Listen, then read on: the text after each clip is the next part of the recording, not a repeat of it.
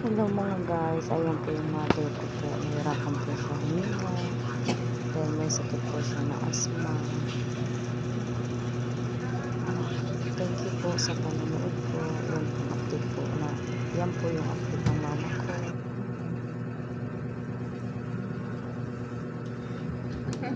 Natapon.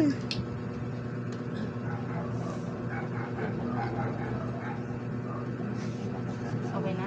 Okay ka na? Mamaya na yan. Mamaya na itaas yan.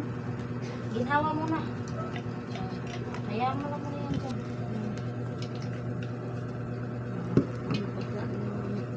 Hayaan mo yan. Uy, mayroong banig.